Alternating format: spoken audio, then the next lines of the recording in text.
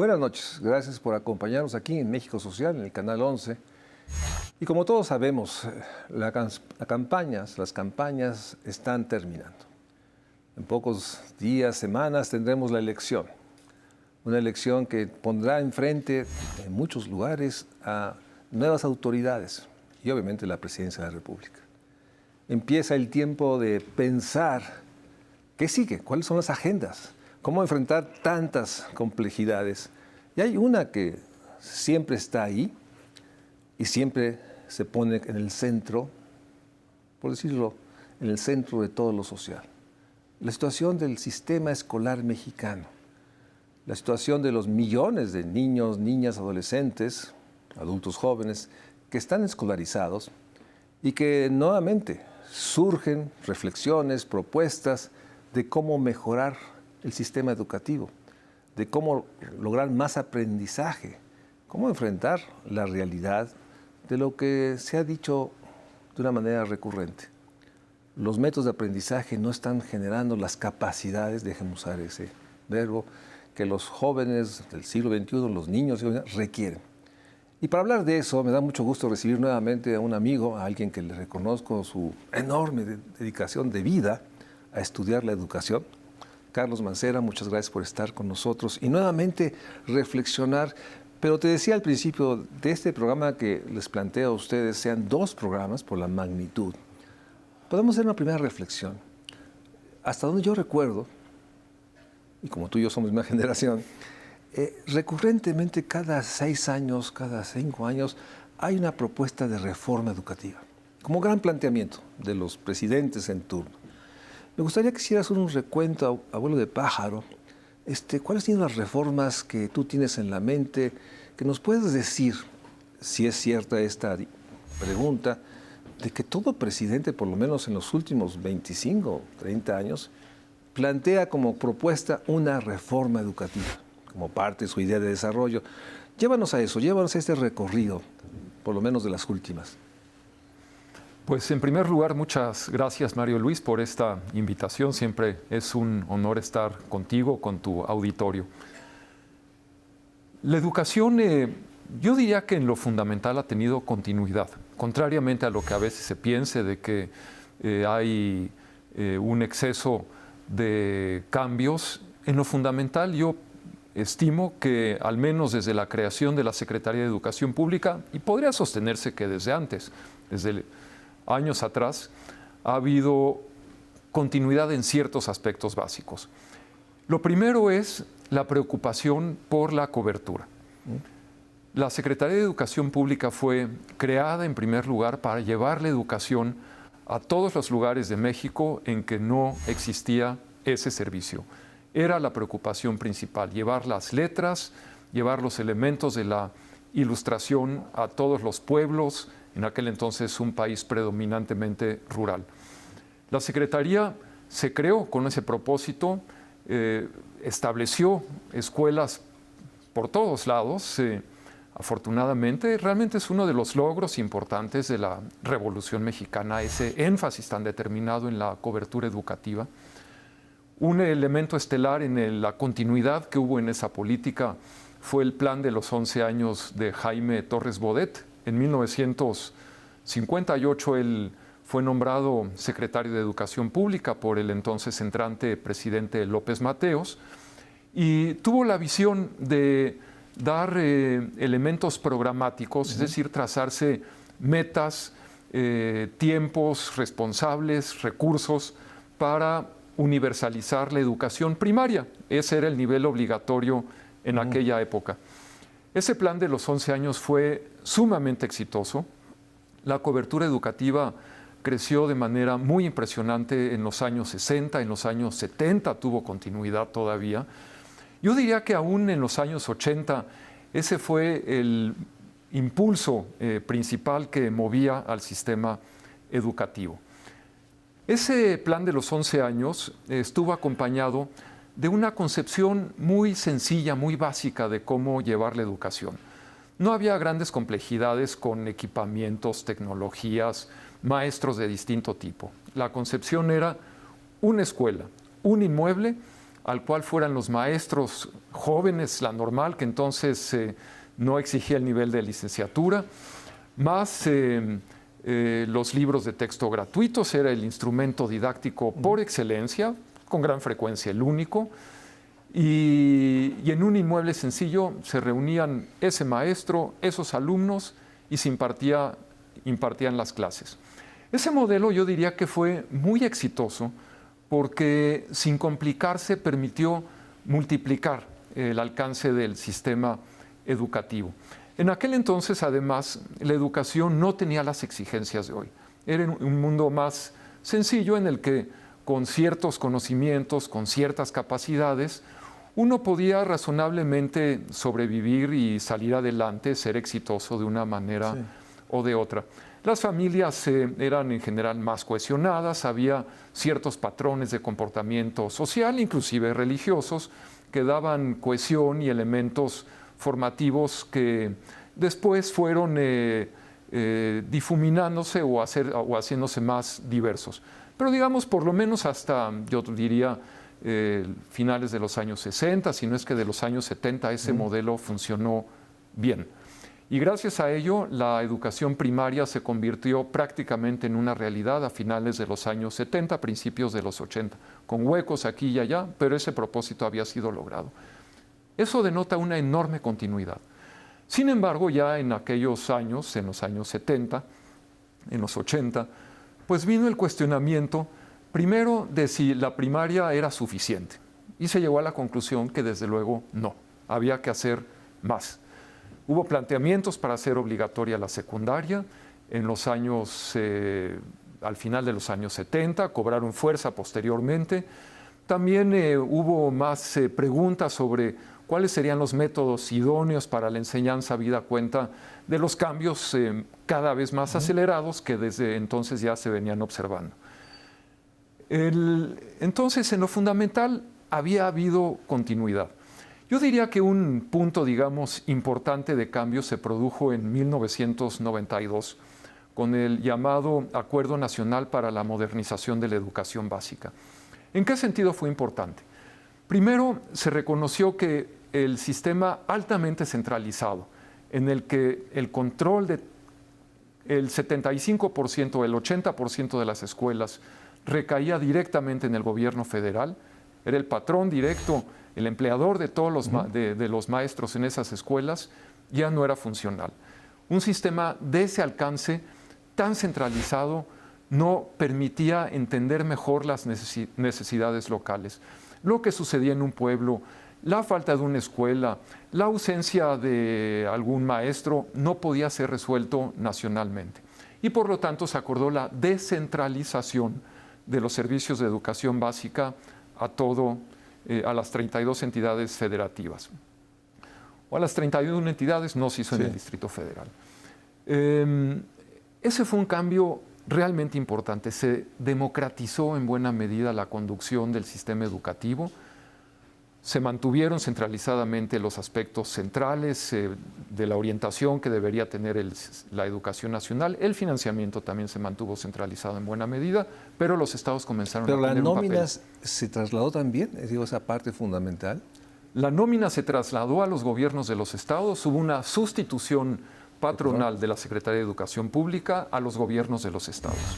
Sin embargo, el gobierno federal ha seguido financiando la educación mediante aportaciones que hace a los estados para que estos paguen la nómina de los maestros en una muy alta proporción.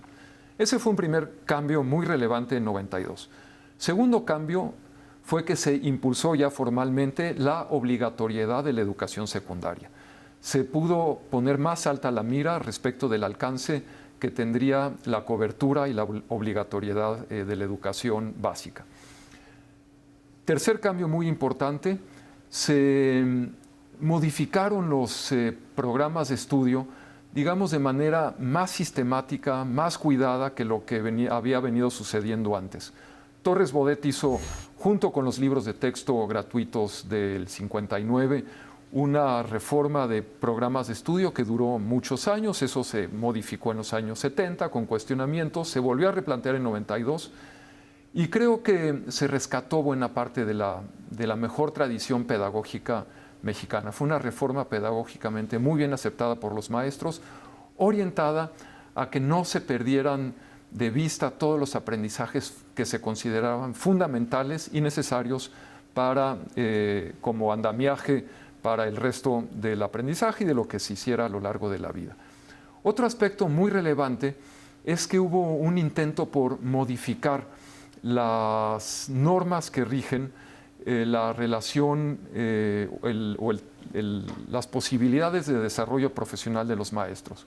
En ese año se introdujo la llamada carrera magisterial, es decir, un sistema en el cual, en virtud de una evaluación docente voluntaria, los profesores podrían acceder a mejores ingresos en escalones de 25, 50, 80, 100% en función de los resultados obtenidos. Ese programa fue sumamente exitoso. ¿Eso es cuando surge la Universidad Pedagógica Nacional? No, la UPN surgió a finales de los años 70. Fue una demanda yo diría, encabezada por el Sindicato Nacional de Trabajadores de la Educación para afianzar la noción de que la función docente requeriría del nivel de licenciatura.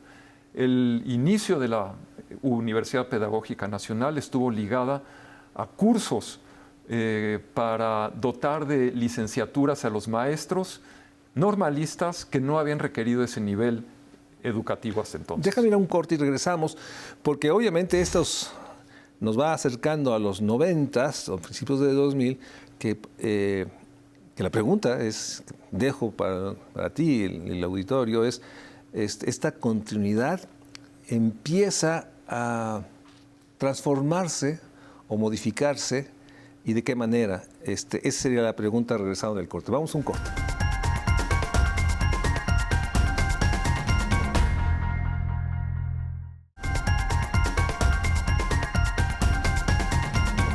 Gracias por seguir con nosotros. Estamos con Carlos Mancera hablando de la continuidad que se ha dado desde el siglo XX y que en los 90s, 80s, nos decías, empiezan a incorporarse nuevos elementos. No se sigue teniendo como centro cobertura, acceso a todos, pero empieza un proceso de sofisticación y reconocer una serie de factores adicionales.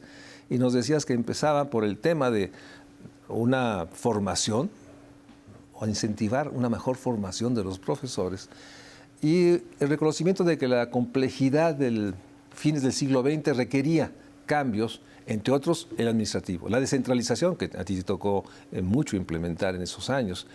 Sigamos, Carlos, ¿qué sigue después de esa parte de los 90s que estás reseñándonos aquí?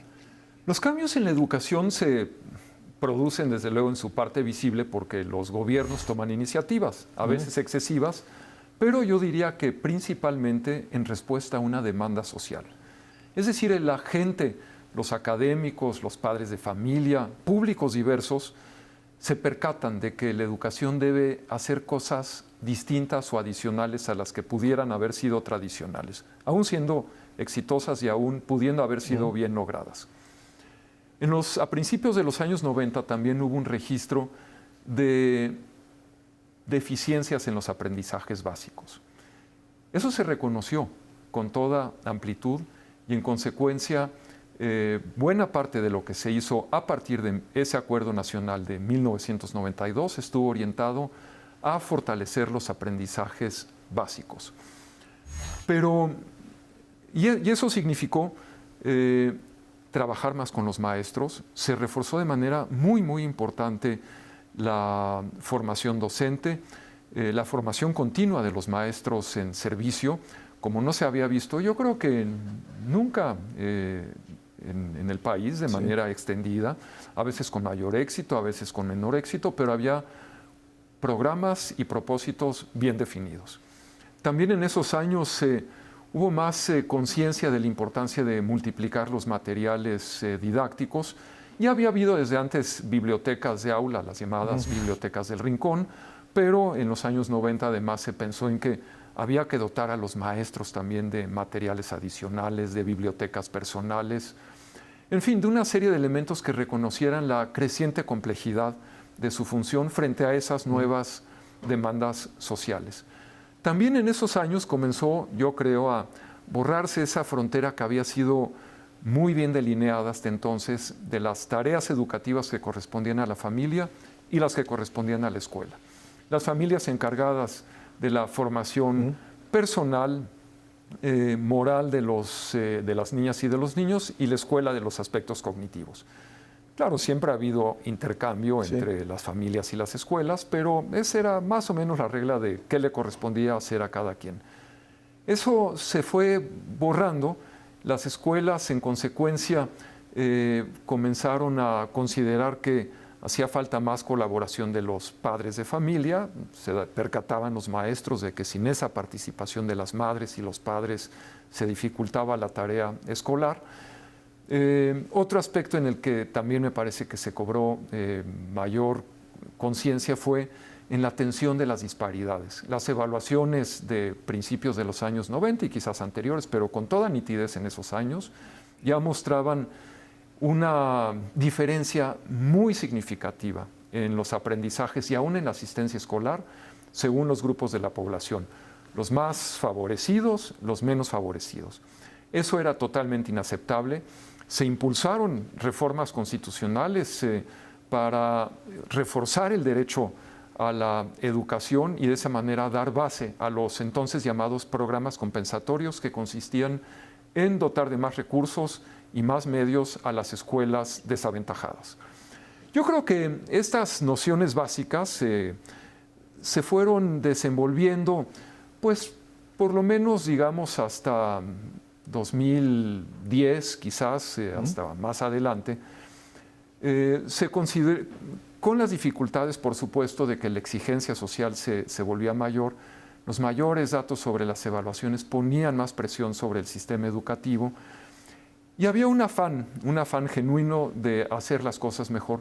No hubo reformas muy importantes entre 1992, producto del Acuerdo Nacional, y yo diría que hasta 2010, cuando hubo una reforma curricular de cierta envergadura, fue una evolución de lo que venía antes, no creo que muy afortunada.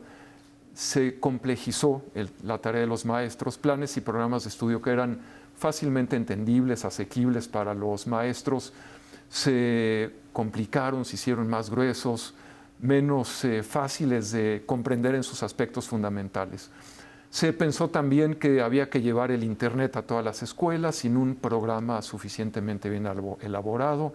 Poco antes estuvo la historia de la enciclomedia, un buen intento, pero lamentablemente fallido. Es decir, hubo un intento, un afán de hacer cosas. Hubo intenciones, tratar de mejorar, pero hubo problemas de diseño, implementación y de articulación y siempre las prisas. En el 2010 encontramos un sistema educativo descentralizado, una formación de los profesores que de alguna manera traía ya una inercia de 20, 30 años, en que había generado incentivos entre mejor capacidad, más ingreso de los profesores, y relativamente teníamos cobertura, la parte básica, primaria, y digamos la secundaria. Y ahí empieza esta intención, lo llamas, de sofisticar, no yo uso el adjetivo, de alguna manera hacerlo más robusto, pero con no mucho éxito. Y surgen dos temas, a partir de 2010, tú me vas a decir, en el que empiezas a presionar el tema del preescolar, educación inicial, y obviamente el tema de educación superior, producto de mayor egreso. En ese momento planteas que a partir de sí se plantea una reforma educativa. ¿De qué calado, de qué tamaño? Si el corte 2010 así es, esquemáticamente lo aceptamos. Sí, esquemáticamente yo creo que es válido, pero sí vale señalar que esos programas compensatorios de principios de los 90 tuvieron un impacto profundo, realmente mejoraron las condiciones de muchas de las escuelas marginadas, no solo por los edificios y el equipamiento de las escuelas, sino también por los incentivos que había a prácticamente todos los maestros que trabajaban. Y por otra parte, hay que hacer un escuelas. reconocimiento, tú sabes, del CONAFE. El Consejo Nacional de Fomento Educativo logró construir una serie de propuestas innovadoras de llevar la educación a estas localidades de menos de 100 habitantes, y con instrumentos novedosos, los instructores comunitarios, en fin, toda esta noción sí empezó a enfrentar lo que bien señalas, la conciencia de las brechas, las enormes brechas entre estudiar en los estados del sur o en los sures de todos los estados con respecto a las capitales. Era evidente esta brecha que propuso estos programas compensatorios.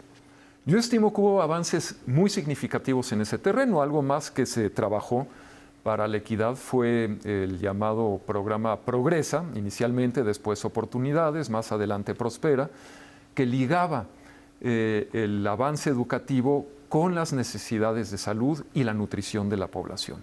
Digamos, hubo algo que conectó expresamente la imposibilidad o la necesidad de que la educación también tuviera en cuenta las necesidades sociales más apremiantes.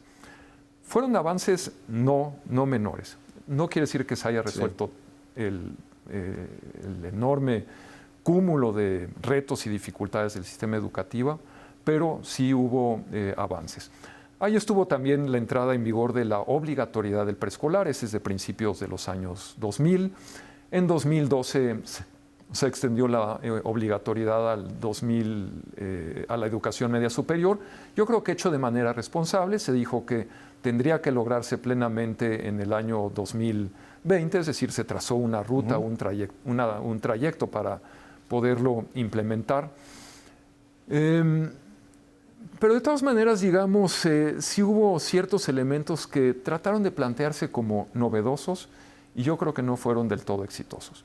De todas maneras, no se trastocó en lo fundamental lo que se venía haciendo. Vamos a terminar este primer programa con Carlos Mancera para delinear qué sigue, o sea, cómo llegamos a este proceso en el cual el actual presidente de la República, unos meses de terminar su gestión, dijo con énfasis, había que transformar la reforma educativa anterior y había que plantear algo nuevo. El tema, nuevamente, ahorita estamos en el balance y la propuesta que sigue, porque hay una percepción de que estamos en una situación crítica, más allá del COVID, que generó sin duda reducciones de aprendizaje, deserciones, o sea, todo lo que tú sabes muy bien, Carlos, pero sí hay una noción de que es una parte de una agenda pendiente para el siglo, la década que sigue. Los invito a que nos acompañen en el siguiente programa con Carlos Mancera sobre el tema, la gran reforma educativa, las necesidades para la próxima década. Gracias por acompañarnos. Seguimos.